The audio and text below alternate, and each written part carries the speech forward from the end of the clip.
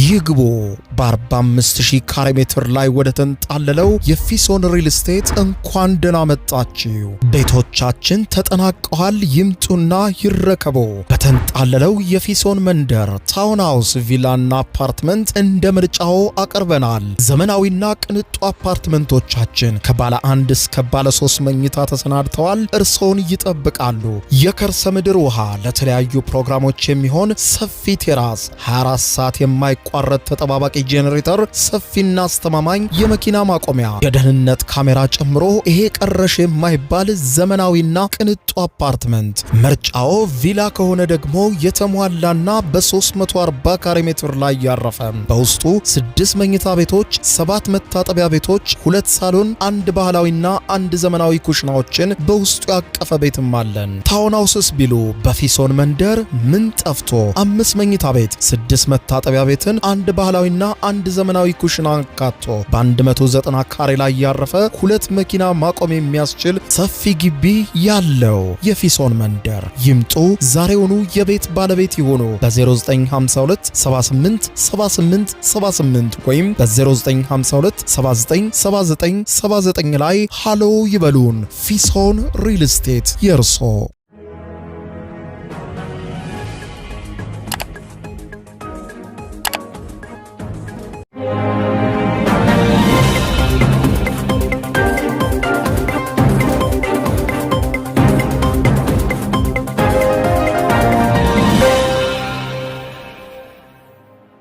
ጤና ይስጥልኝ ክቡራትና ክቡራን የዩቲዩብ ቻናል ቤተሰቦች፣ ሰበር መረጃዎች ተሰምተዋል። በርከት ያሉ ሰበር መረጃዎች በየሰዓታቱ ልዩነት ዩቲዩብ ላይ ሲጫኑ ቀድሞ ለእናንተ የማስታወቂያ ምልክት ወይም ኖቲፊኬሽን እንዲደርሷችሁ የዩቲዩብ ቻናሌን ሰብስክራይብ በማድረግ የደወል ምልክቷን መጫን አትዘንጉ። ወደ ሰበር መረጃው ስናቀና በቀዳሚነት ወደ እናንተ ጆሮ የሚደርሰው የመካከለኛው ምስራቅ ጉዳይ ከባድ ውጥረት ውስጥ ገብቷል። የአሜሪካው ፕሬዝዳንት ዶናልድ ጄ ትራምፕ ተስፋ ቆርጠዋል ተብሏል። ይኸውም ላለፉት ከ10 ቀናት በላይ ሲጠብቁት የነበረው የኢራን ምላሽ በዛሬው ዕለት ሌሊት ደርሷቸዋል። ትራምፕ ምላሹን ካዩ በኋላ ግን ፈጽሞ ተቀባይነት የሌለው ሲሉ ውድቅ አድርገውታል የኢራንን ምላሽ። ይህንንም ተከትሎ አስቀድመው እንዳሉት የኢራንን ምላሽ አይቼ ወደ ጦርነት አሊያም ወደ ሰላም ሄዳለሁ እንዳሉት አሁን ውድቅ አድርገዋል። ወደ ጦርነት እንደሚሄዱም ተረጋግጧል። ይህንንም ተከትሎ አስቸኳይ የስልክ ጥሪ ትራምፕ ወደ እስራኤል ማድረጋቸው ተሰምቷል። የእስራኤሉ ጠቅላይ ሚኒስትር ቤንያሚን ኔታንያሁ የነበረባቸውን ስብሰባ አቋርጠው ከትራምፕ ጋር ዘለግ ላለ ጊዜ በስልክ መነጋገራቸው ተሰምቷል። በዝርዝር የማስደምጣችሁ ይሆናል። በሌላ በኩል ኢራን ሊከፈትባት የሚችል ጦርነት በማንኛውም ሁኔታ ዝግጁ መሆኗን ያወጀች ሲሆን ከዚህ ጋር በተያያዘ ደግሞ ዎል ስትሪት ጆርናል ያጋለጠው ዘገባ በርካታ የዓለምን ሕዝብ እያነጋገረ ነው። ይኸውም እስራኤል በኢራን ላይ ጥቃት ለመፈጸም ስትል በኢራቅ ውስጥ አስቀድማ የጦር ሰፈር በሚስጥር መገንባቷን አጋልጧል። ይህንንም ተከትሎ የአካባቢውን የሳተላይት መረጃዎችና ሌሎችንም መረጃዎች በማጣቀስ ለኢራን ቅርበት ባለው የኢራቅ ቦታዎች ላይ ከፍተኛ የሆነ የተደራጀ የጦር ሰፈር እስራኤል መገንባቷን ነው ያጋለጠው። ጉዳዩን በተመለከተም በስፋት የማስደምጣችሁ ሰበር መረጃ ይኖራል። በሌላ በኩል የእስራኤሉ ጠቅላይ ሚኒስትር ቤንያሚን ኔታንያሁ በሰጡት መግለጫ እንዳሉት ከሆነ እጅግ ከባድ የሆነ አውዳሚ ጥቃት እንደሚከፈት አረጋግጠው በተለይም ደግሞ በኢራን ውስጥ ፈጽሞ ገና ያልጨረስነው ስራ አለ፣ ስለዚህም ገብተን ያንን ስራ እንጨርሳለን ብለዋል። ይህንንም ተከትሎ እንግዲህ ቀጣይ የሚከፈተው ዙር ጥቃት አውዳሚ እንደሚሆን ተናግረዋል። ከዚህም ባሻገር ደግሞ አንድ ያመኑት ነገር የኢራን ኃይል ይህንን ያክል ይሆናል ብለው እንዳልጠበቁና በተለይም በሆርሙዝ ሰርጥ ላይ ይህንን ያክል ጫና ኢራን ታሳድራለች ብለው እንዳልጠበቁ ኔታንያሁ ከ60 ሚኒት ጋር በነበራቸው ቃለ ምልልስ ተናግረዋል። እነዚህንና ሌሎችንም በርከት ያሉ አዳዲስ ሰበር መረጃዎች አሉ። በዝርዝር አስደምጣችኋለሁ። አብረን እንከታተለው። በቅድሚያም መቋጫ ያላገኘውና ዓለምን ወጥሮ የሚገኘው የመካከለኛው ምስራቅ ጦርነት ጉዳይ የአሜሪካው ፕሬዝዳንት ዶናልድ ጄ ትራምፕ ተስፋ መቁረጣቸው ተሰማ። አሜሪካ መገናኛ ብዙሃን እንደሚነግሩን ከሆነ ትራምፕ ላለፉት 10 ቀናት በላይ በከፍተኛ ጉጉት ሲጠብቁት የነበረው የኢራን ምላሽ ዛሬ ሌሊቱን አሜሪካ የደረሰ ቢሆንም የሰላሙን ጭለንጭል የሚያጨልም ሆኗል። የአሜሪካው ወሬ ሰባሪ አክሲዮስ የዜና ወኪል እንደሚለው ከሆነ ፕሬዝዳንት ዶናልድ ጄ ትራምፕ በስልክ በሰጡት አጭር መግለጫ ኢራን ለቀረበላት የሰላም ስምምነት ረቂቅ የሰጠችው ምላሽ ውድቅ አድርገነዋል ብለዋል። ለአክሲዮስ የዜና ወኪል ትራምፕ ሲነግሩት ደብዳቤያቸውን አልወደድኩትም፣ አግባብነት የሌለው ነው፣ ምላሻቸውን በፍጹም አልወደድኩትም፣ አጣጥየዋለሁ በማለት ፕሬዝደንቱ ቁጣ በቀላቀለ አንደበት ነው ለአክሲዮስ የዜና ወኪል የነገሩት። ትራምፕ በዚሁ ሳበቁ በራሳቸው የማህበራዊ ትስስር ገጽ ትሩዝ ሶሻል ላይ ባሰፈሩት ጽሑፍም የኢራንን ምላሽ ፍጹም ተቀባይነት የሌለው ቶታሊ አንአክሰፕተብል ሲሉ አውግዘውታል። በኢራን በኩል ያሉት መረጃዎች ግን ሌላ ገጽታ የሚይዙ ናቸው። ከኢራን አብዮታዊ ዘብ ጋር ቅርበት ያለው ታስኒም የዜና ወኪል ዛሬ ሌሊቱን እንዳወጣው ዘገባ ከሆነ የኢራን ምላሽ ትኩረት ያደረገው የጦርነቱን በዘላቂነት ማቆምና ዳግም በማይጀመርበት ዋስትና በማግኘት ላይ ነው። ኢራን በምላሿ የአሜሪካን ማዕቀቦች በአስቸኳይ እንዲነሱ፣ በሁሉም ግንባሮች ጦርነት በአስቸኳይ እንዲቆም፣ የሆርሙዝ የባህር ወሽመጥ በኢራን አስተዳደር ስር እንዲሆንና እንዲሁም በተጨማሪ ስምምነቱ እንደተፈረመ የአሜሪካ የባህር ላይ እገዳ ሙሉ በሙሉ እንዲነሳና የታገዱ የኢራን ገንዘቦችም በፍጥነት እንዲለቀቁ የኢራን ምላሽ ያስገድዳል። የኢራን መንግስታዊ ቴሌቪዥን የሆነው IRIB በበኩሉ የአሜሪካ የሰላም እቅድ ኢራን ለትራምፕ ስግብግብነት እጅ እንድትሰጥ የታለመ ነው በማለት ትራምፕ አስቀድመው ያቀረቡትን ባለ 14 ነጥብ የሰላም እቅድ ውድቅ አድርገውታል። አሜሪካው ፕሬዝዳንት ዶናልድ ጄ ትራምፕ የኢራንን ምላሽ ካገኘው በኋላ ወደ ጦርነት እገባለሁ ምላሹን ካልወደድኩት ሲሉ ተናግረው ነበር።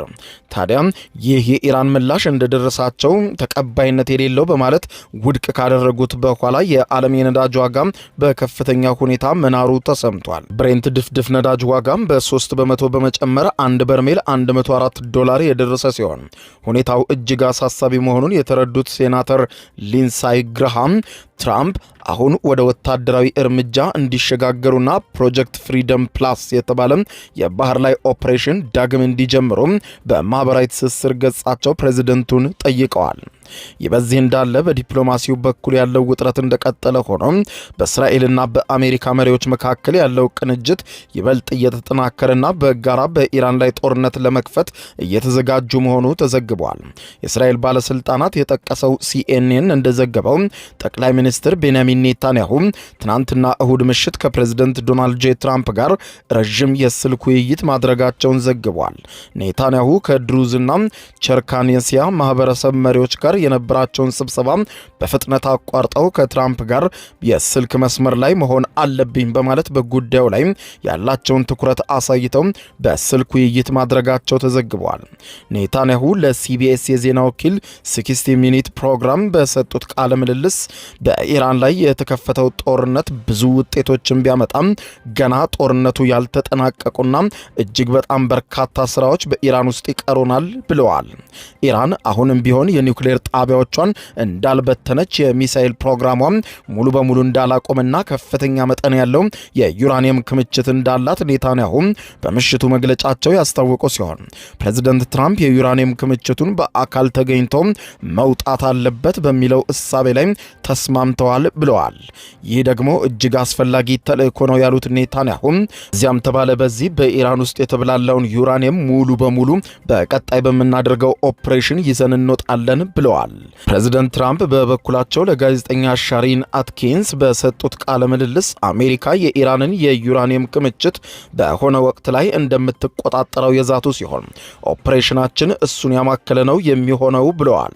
ፕሬዝዳንቱ በስላቅ የታጀበ ንግግር ሲያደርጉ በህዋ ኃይል አማካኝነት ሁሉንም ነገር እየተከታተልን ነው፣ ማንም ወደ ቦታው ቢጠጋ እናውቃለን፣ ወፍ እንኳን በማለት ገልጸዋል። ወታደራዊ ግጭቱ ወደ ጎረቤት ሀገራት እየተስፋፋ መምጣቱን የሚያሳዩ የተለያዩ መረጃዎች እየወጡ ሲሆን በኢራን ተደራራቢ ምት እያስተናገደች የምትገኘው የተባበሩት አረብ ኤሚሬትሶች መከላከያ ሚኒስትር ባወጣው መግለጫ እንዳለው ከሆነ ዛሬ ሌሊቱን ከኢራን የተነሱ 2 ሰው አልባ በራሪ አውሮፕላኖች ወይም ድሮኖች ወደ ተባበሩት አረብ ኤሚሬትስ የአየር ክልል ሲገቡ የአየር መከላከያ ስርዓቷ መጥቶ እንደጣላቸው አስታውቀዋል። ምንም እንኳን የሰው ህይወት ባይጠፋ ኤሚሬትስ ለማንኛውም ስጋት ሲባል በተጠንቀቅ ላይ መሆኗን ገልጻ ገልጻለች። የካቲት ወር ላይ ጦርነቱ ከተጀመረ ወዲህ ኤሚሬትስ ከ550 በላይ የባላስቲክ ሚሳኤሎችና የ2200 ድሮኖች መክሸፉን አስታውቃለች። በተመሳሳይ ኩዌትም ጠላት ድሮኖች የአየር ክልሏን ዛሬ ሌሊቱን ጥሰው መግባታቸውንና አስፈላጊውን እርምጃ መውሰዷንም አስታውቃለች።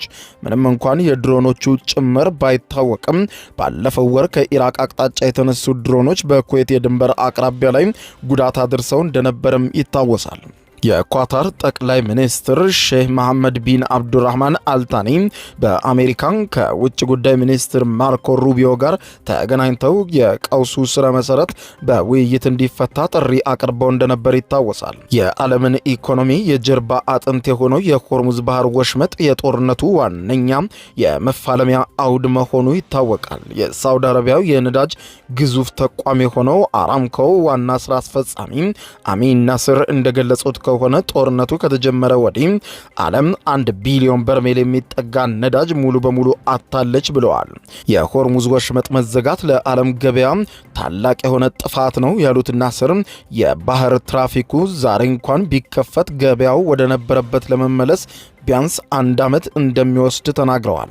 ኢራን በወሽመጡ ላይ ያላትን ቁጥጥር ይበልጥ ያጠበቀች ሲሆን የኢራን ጦር ቃል አቀባይ ብርጋዴር ጀነራል አሚር አክራሚኒያ እንደተናገሩት ከሆነ አሜሪካን በመከተል በኢራን ላይ ማዕቀብን የሚጥሉ ሀገራት በሙሉ መርከቦቻቸው በሆርሙዝ ወሽመጥ በኩል ሲያልፉ ችግር ይገጥማቸዋል፣ እናፈነዳቸዋለን ብለዋል። ኢራን ላይ ማዕቀብ እንጣል በማለት አሜሪካ በምታስተባብረው ማስተባበሪያ ላይ በፍጹም እንዳትሳተፉ በማለት ሀገራትን ያስጠነቀቀችው ኢራን በአሁኑ ወቅት በወሽመጡ የሚያልፉ መርከቦች ሁሉ ከኢራን የጉዞ መመሪያ እንዲቀበሉና በኢራን አብዮታዊ ዘብ የተመደቡ የባህር መስመሮችን ብቻ እንዲጠቀሙ የሚያስገድድ አዲስ አሰራር መዘርጋቱን አመልክታለች። ይህ በዚህ እንዳለ የኢራን ውጭ ጉዳይ ሚኒስትር ቃል አቀባይ እስማኤል ባጋኢ በታሪክ ላይ የተመሰረተ ጠንካራ መልእክት ለጠላቶቻችን እናስተላልፋለን ብለዋል።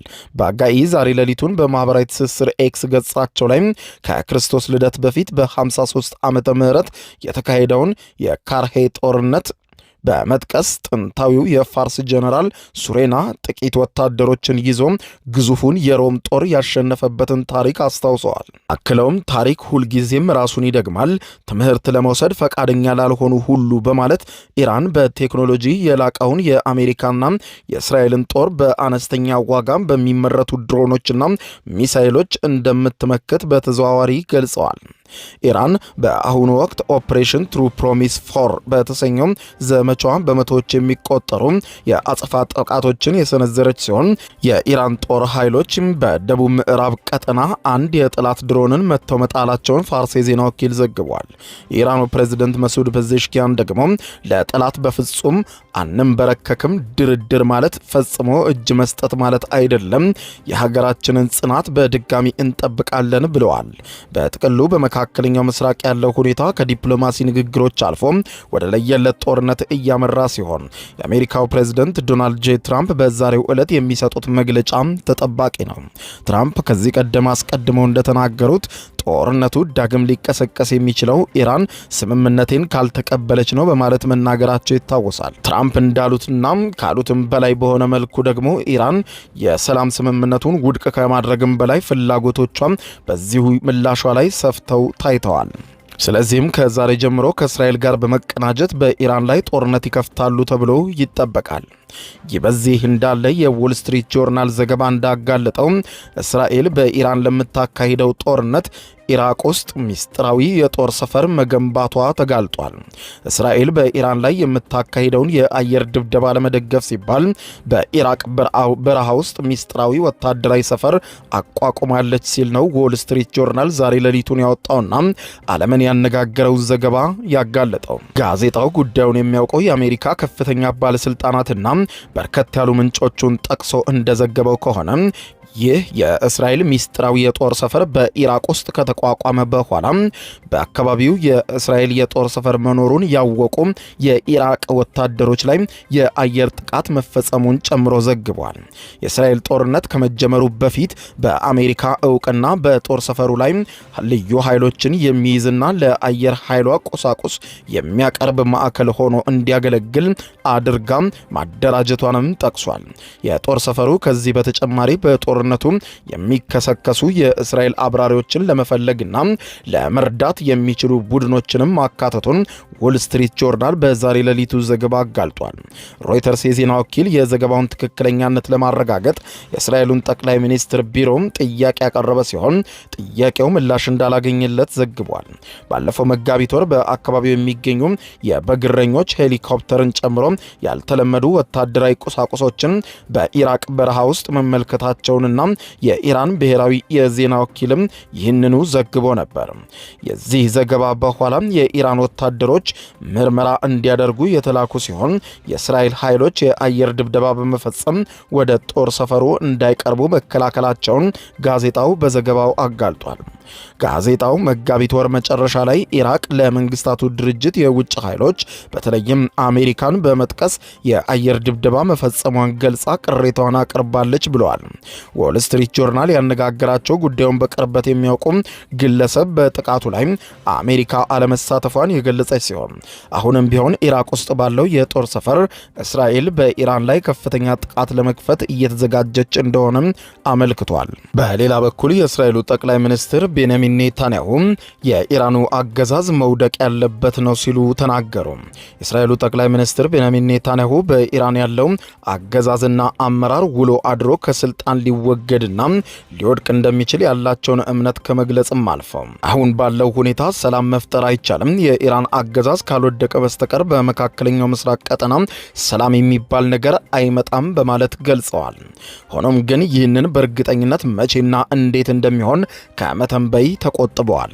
ጠቅላይ ሚኒስትሩ ለታዋቂው የሲቢኤስ ኒውስ ቴሌቪዥን ጣቢያን ለ60 ሚኒት ፕሮግራም ጋር በነበራቸው ሰፊ ቃለ ምልልስ በዓለም አቀፍ ደረጃ ትኩረትን በሳበው ሰፊ ቃለ ምልልሳቸው ላይ ይህ ሊሆን የሚችል ነገር ነው በማለት ተጠይቀው የነበረ ሲሆን አዎ ይቻላል፣ ነገር ግን እርግጠኛ ማረጋገጫ አለው ወይ የለውም በማለት የኢራንን የውስጥ ፖለቲካ ሁኔታና የአገዛዙን የወደፊት እጣ ፈንታ በተመለከተ ያላቸውን ግምገማ አስቀምጠዋል። ይህ የጠቅላይ ሚኒስትሩ ጠንካራ አስተያየት የተሰማው በአሜሪካና በኢራን መካከል ያለው የዲፕሎማሲያዊ ድርድር ከፍተኛ እንቅፋት በገጠመውና ጦርነት ለመነሳት ጫፍ ላይ በደረሰበት ወቅት ነው። የአሜሪካው ፕሬዝዳንት ዶናልድ ጄ ትራምፕ ግጭቱን ለማስቆም አሜሪካ ላቀረበችው የሰላም ስምምነት ረቂቅ ኢራን የሰጠችውን የቅርብ ጊዜ ምላሽ በፍጹም ተቀባይነት የሌለው ሲሉ ውድቅ ማድረጋቸውን ተከትሎ ነው። በሁለቱ ሀገራት መካከል ያለው ይህ የሰላም ድርድር አለመግባባት በዋናነት በሁለት እጅግ አከራካሪና የጦርነት ማዕከል በሆኑ ቁልፍ ጉዳዮች ዙሪያ የሚያጠነጥን ሲሆን አንደኛው ኢራን በስትራቴጂካዊው የባህር የሆርሙዝ ወሽመጥ እንዲሁም ሙሉ ላይ ሉዓላዊነትና የቁጥጥር መብት ሊኖራት ይገባል በሚለው ጥብቅ አቋሟ የጸናች ሲሆን ሁለተኛው ደግሞ የዋሽንግተን የኢራን የኒውክሌር መርሃ ግብር በተለይም ደግሞ የዳበረው ዩራኒየም ክምችቷና የማበልጸጊያ መሰረተ ልማቶቿ ሙሉ በሙሉ መወገድ አለባቸው በማለት የምታቀርበው ጥብቅ ፍላጎት ላይ የተመሰረተ ነው። በዚህ ቃለ ምልልስ ላይ ታዲያ ጠቅላይ ሚኒስትር ቤንያሚን ኔታንያሁ አንድ አስገራሚ ወታደራዊና የደህንነት እውነታን አምነዋል። ይኸውም የእስራኤል ወታደራዊና ደህንነት እቅድ አውጪዎች ኢራን በሆርሙዝ የባህር ወሽመጥ ላይ የንግድና የነዳጅ ማጓጓዣ መርከቦች እንቅስቃሴን በማስተጓጎል ልታደርስ የምትችለውን ከፍተኛ ዓለም አቀፋዊ ስጋትና አደጋን ሙሉ በሙሉ የተረዱት ጦርነቱ ከተጀመረ በኋላ መሆኑን በግልጽ ተናግረዋል። ኔታንያሁ ይህንን ሲያብራሩ የስጋቱ መጠን ምን ያህል ግዙፍ እና አደገኛ እንደሆነ ለመረዳት የተወሰነ ጊዜ ወስዶብናል። አሁን ግን ሁኔታውን ሙሉ በሙሉ ተረድተነዋል። ኢራን ምን ያክል አደጋ ልትጥል እንደምትችል አውቀናል ብለዋል። እስራኤል በአሜሪካና በኢራን መካከል በፌብሩዋሪ 28 ላይ የተቀሰቀሰውን ይህንን ከባድ ጦርነት በአሁኑ ወቅት በፓኪስታን አደራዳሪነት በተደረገ ጊዜያዊ የተኩስ አቁም ማዕቀፍ ውስጥ ቢሆንም ሰፋ ያለና ዘላቂ የሰላም ስምምነት ላይ ለመድረስ የሚደረገውን ድርድር ግን እስካሁን ምንም አይነት መፍትሄ ሳያገኝ እንደቀጠለ ነው። ኢራን በሆርሙዝ የባህር ወሽመጥ ላይ ያደረገችውን የባህር ትራፊክ ማነቆና ማስተጓጎል የዓለምን ኢኮኖሚ እያናጋው ይገኛል። ይህ የባህር መስመር በመደበኛ ሁኔታ የዓለም የነዳጅ አቅርቦትን 1/5 ወይም 20% የሚያስተናግድ እጅግ ወሳኝ የደም ስር በመሆኑ በቅርብ ሳምንታት ውስጥም የዓለም አቀፍ የነዳጅ ዋጋና የአሜሪካ የቤንዚን ዋጋ በከፍተኛ ደረጃ እንዲያሻቅብ አድርጓል። ይህ የዋጋ ንረት ደግሞ ለፕሬዝዳንት ዶናልድ ጄ ትራምፕ የውስጥ ፖለቲካዊ ዳራን እጅግ ውስብስብና ፈታኝ እንዳደረገባቸው የፖለቲካ ተንታኞች ይገልጻሉ። የኒውክሌር ጉዳይን በተመለከተ ጠቅላይ ሚኒስትር ቤንያሚን ኔታንያሁ የሰጡት አስተያየት እጅግ ጥብቅና የማያወላውል ነበር። ኢራን ከፍተኛ መጠን ያለው የዳበረ ዩራኒየም ክምችትና ንቁ የሆኑ የማበልጸጊያ ጣቢያዎችን ይዛ እስካለች ድረስ ይህ ግጭት በምንም ተአምር አያበቃም። ጦርነቱን አሁን ለመክፈት ከአሜሪካ ጋር በንግግር ላይ መሆናቸውንም ገልጸዋል። አሁንም ቢሆን ከኢራን መውጣትና መወገድ ያለበት የኒውክሌር ቁስና የዳበረ ዩራኒየም አለ። እንዲሁም ሙሉ በሙሉ መፍረስና መበተን ያለባቸው የዩራኒየም ማበልጸጊያ ጣቢያዎች አሉ። ለዚህም ነው ቅድም ያልሰራነውና ያልጨረስ ነው ብዙ ስራ ኢራን ውስጥ አለን ያልነው ብለዋል። ይህ ዩራኒየም እንዴት መወገድ ይቻላል ተብለው በጋዜጠኞች ለቀረበላቸው ጥያቄ ኔታንያሁ ሲመልሱ ወደ ውስጥ ትገባለህ፣ ከዚያም ሙሉ በሙሉ የበለጸገውን ዩራኒየም አውጥተው ወደምትፈልገው ቦታ ተወስደዋለህ በማለት ቀጥተኛ ወታደራዊ እርምጃ ሊያስፈልግ እንደሚችል ፍንጭ የሰጡ ሲሆን በቀጣይ ዙር የአሜሪካና እስራኤል በኢራን ላይ ሊያደርሱት በታሰበው ጥቃት የእግረኛ ወታደሮችን የመጠቀም ጉዳይ አንዱ አማራጭ እንደሆነ ገልጸዋል። አሜሪካ በበኩሏ በፕሬዝዳንት ትራምፕ በኩል ኢራን በምንም አይነት ሁኔታ የኒውክሌር ጦር መሳሪያ ባለቤት እንድትሆን እንደማይፈቀድላት አቋሟን ስታንጸባርቅ፣ ኢራን ግን በተቃራኒው የኒውክሌር መርሃ ግብሯን ሙሉ በሙሉ ሰላማዊና ለሲቪል አገልግሎት ብቻ የታለመለት መሆኑን አበክራ ትከራከራለች። ሆኖም ዓለም አቀፉ የአቶሚክ ኢነርጂ ኤጀንሲ በተደጋጋሚ ባወጣቸው ማሳሰቢያም ማስጠንቀቂያዎች ኢራን ዩራኒየም እስከ 60% የንጽህና ደረጃ መበልጸጉን አረጋግጧል። ይህ ማበልጸግ ደረጃ ደግሞ የኒውክሌር ጦር መሳሪያ ለመስራት ከሚያስፈልገው ደረጃ አንድ እርምጃ ብቻ የቀረው ሲሆን ኤጀንሲው ይህንን ድርጊት ምንም አይነት አሳማኝነት የሌለው የሲቪል አገልግሎት ማረጋገጫ የሌለው በመሆኑ አጥብቀን እንኮንናለን ብለዋል። እስራኤሉ ጠቅላይ ሚኒስትር ቤንያሚን ኔታንያሁ የኢራን እስላማዊ አብዮታዊ ሪፐብሊክ መውደቅ የቀጠናውን የኃይል ሚዛን ሙሉ በሙሉ እንደሚቀይረው ያምናሉ። የኢራን መንግስት መውደቅ ማለት የሄዝቦላ ፍጻሜ፣ የሐማስ ፍጻሜና ምናልባትም በየመን የሚገኙ ሐውቲዎችም ፍጻሜያቸው ይሆናል ሲሉ ኔታንያሁ በጽኑ እንደሚያምኑ ነው የሚናገሩት። ኔታንያሁ ይህንን ያሉት የኢራን የቀጠናውን ተኪ ታጣቂ ኔትወርክ ህልውና ሙሉ በሙሉ በኢራን የገንዘብና የጦር መሳሪያ እንዲሁም የፖለቲካ አመራር ድጋፍ ላይ በጥብቅ የተመሰረተ በመሆኑ ኢራንን አንዴ ከመታን አይቀር በከፍተኛ ሁኔታ መተን ነው ሁኔታውን ለአንዴና ለመጨረሻ ጊዜ መስበር ያለብን በማለት አምነዋል። ጠቅላይ ሚኒስትር ቤንያሚን ኔታንያሁ እስራኤል ውሎ አድሮ በአሜሪካ ወታደራዊ እርዳታ ላይ ያላትን ጥገኝነት ለመቀነስ እንደምትችል ያላቸውን ተስፋ የገለጹ ሲሆን አሁን ያለው ጊዜም በአሜሪካና በእስራኤል ግንኙነት ውስጥ ያለው የፋይናንስና የገንዘብ ድጋፍ አካል እንደገና ማሰብ ለመጀመር ትክክለኛ ጊዜ እንደሆነ ገልጸው መረጃዎች እንደሚያሳዩት እስራኤል በ2016 ዓመተ ምህረት በተፈረመው የ10 ዓመት ስምምነት መሰረት በአሁኑ ወቅት በየዓመቱ ወደ 3.8 ቢሊዮን የሚጠጋ ወታደራዊ ድጋፍ ከዩናይትድ ስቴትስ በቀጥታ እንደምታገኝም ገልጸዋል። በዚህ እንዳለ ከመካከለኛው ምስራቅ የጦርነትና የዲፕሎማሲ ውጥረት ጀርባ የጦር መሳሪያ ቴክኖሎጂና የጥሬ ዕቃ አቅርቦት ሌላኛው ትልቅ አጀንዳ ሆነዋል። ታዋቂው የአሜሪካ የንግድና የፖለቲካ ጋዜጣ የሆነው ዘ ዎል ስትሪት ጆርናል ባወጣው የምርመራ ዘገባ ቻይናውያን ኩባንያዎች የአሜሪካን ጥብቅ ማዕቀቦችን ወደ ጎን በመተው ለድሮን ማምረቻ የሚውሉ አካላትና ለሲቪልም ሆነ ለወታደራዊ አገልግሎት ሊውሉ የሚችሉ ምርቶችን በፍጥነት ለኢራንና ለሩሲያ ገበያ በማምረት ላይ መሆናቸውን ይገልጣል። ጋዜጣው ይህንን መረጃ ያገኘው ከጉምሩክ መረጃዎች፣ ከቀድሞ የአሜሪካ የመንግስት ባለስልጣናትና የጦር መሳሪያ ተንታኞችና የሳተላይት መረጃዎች መሆኑን በስም ጠቅሶ ዘግቧል። የጋዜጣው ሪፖርት እንደሚያብራራው ከሆነ ትናንሽ የቻይና ኩባንያዎች በወታደራዊ ድሮኖች፣ በሰው አልባ በራሪ አውሮፕላኖች ውስጥ በቀጥታ ሊያገለግሉ የሚችሉ እንደ ሞተር፣ ባትሪዎች፣ የፋይበር ኦፕቲክስ ኬብሎችና የኮምፒውተር ቺፖችን በይፋ በማስተዋወቅና በከፍተኛ ፍጥነትም ወደ ኢራን በመላክ ላይ ናቸው ብለዋል። በተለይም ዎል ስትሪት ጆርናል እንደሚለው የሺመን ቪክቶር ቴክኖሎጂ የተባለው የቻይና ኩባንያ እንደ አብነት አንስቶ በስፋት ዳሶታል። ይህ ኩባንያ አሜሪካ ወደ ኢራንና ሩሲያ እንዳይላኩ ጥብቅ ማዕቀብ የጣለችባቸውን እንዲሁም በጀርመን ዲዛይን የተሰሩትን ሊምባች ኤል550 የተባሉ ሞተሮችን ለገበያ በማቅረብ ላይ ይገኛሉ ብለዋል። የጋዜጣው ዘገባ እንደሚያረጋግጠው ከሆነ እነዚህ የተለዩ ሞተሮች ኢራን ከምታመርታቸውና ሩሲያን በዩክሬን ጦርነት ውስጥ በስፋት ከተጠቀመችባቸው አውዳሚ የሆኑት ሻሄድ 136 አጥቂ ድሮኖች ጋር ቀጥተኛ ግንኙነት አላቸው ብለዋል። ሻሂድ 136 የተሰኘው የኢራን ዋነኛ አጥቂ ድሮን እስከ 1000 ማይል ወይም 1600 ኪሎ ሜትር አካባቢ ርቀት የመብረር አቅም ያለው ሲሆን ለማምረትም የሚያስወጣው ወጪ ደግሞ ከ20,000 እስከ 50,000 የአሜሪካ ዶላር ብቻ እንደሆነ ይገመታል። ይህ አነስተኛ የማምረቻ ወጪ ድሮኑን ከውድ የክሩዝ ሚሳኤል ይልቅ እጅግ ርካሽና ተመራጭ አማራጭ እንዲሆን አድርጎላታል።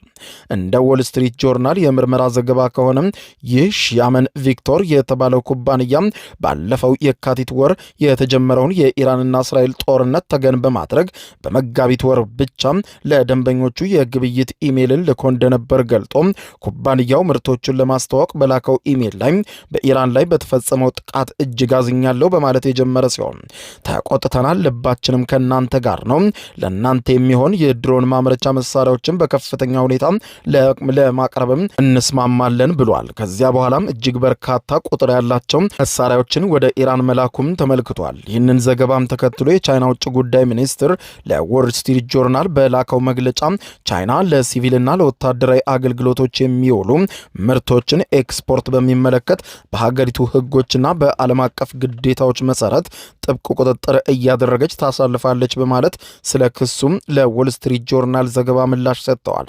የአሜሪካ ባለስልጣናት በዚህ ጉዳይ ላይ ያላቸውን ስጋት ከጊዜ ወደ ጊዜ እየጨመረ መምጣቱን ሪፖርቱ ይዳስሳል። ለዚህም ዋነኛ ምክንያት በአሁኑ ወቅት አብዛኞቹ የድሮን መለዋወጫ አካላት በቻይና ውስጥ በሚገኙ እጅግ ትናንሽ ኩባንያዎች በስፋት መመረታቸው ነው። እነዚህ ትናንሽ ኩባንያዎች ከአሜሪካ የፋይናንስ ስርዓት ጋር ምንም አይነት ግንኙነት ስለሌላቸው አሜሪካ የምትጥልባቸው ማዕቀብ ምንም አይነት ተጽዕኖ ሊያመጣባቸው አይችልም። የዎል ስትሪት ጆርናል ዘገባ አክሎ እንዳብራራው ሩሲያና ኢራን የድሮን ምርታቸውንና አጠቃቀማቸውን በከፍተኛ ደረጃ እያስፋፉ በመምጣታቸው ቻይና ወደ እነዚህ ሀገራት የምትልከውን የሊቲየም አዮን ባትሪና የፋይበር ኦፕቲክስ ኬብሎች ኤክስፖርትን በሚያስገርም ፍጥነት አሻቅቧል።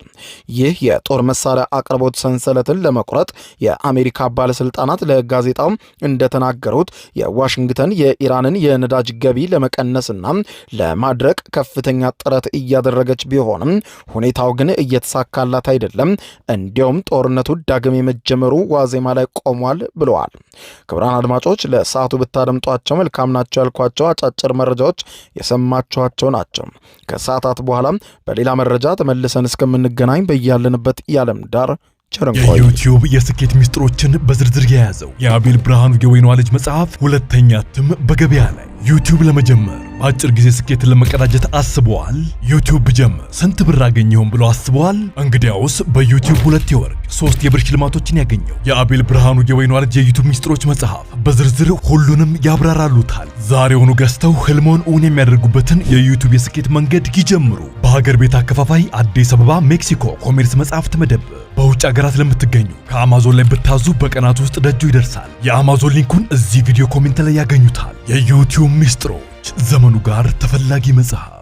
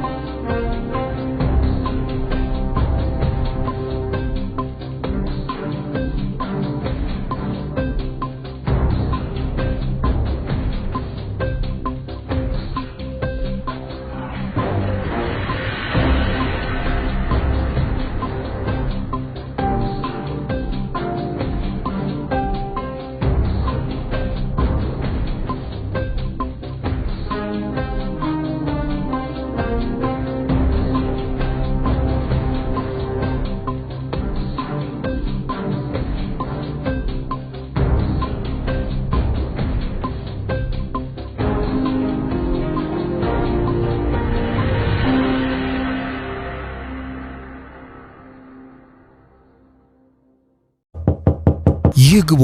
በ45000 ካሬ ሜትር ላይ ወደ ተንጣለለው የፊሶን ሪል ስቴት እንኳን ደህና መጣችሁ። ቤቶቻችን ተጠናቀዋል። ይምጡና ይረከቡ። በተንጣለለው የፊሶን መንደር ታውን ሃውስ፣ ቪላና አፓርትመንት እንደ ምርጫው አቅርበናል። ዘመናዊና ቅንጡ አፓርትመንቶቻችን ከባለ 1 እስከ ባለ 3 መኝታ ተሰናድተዋል። እርሶን ይጠብቃሉ።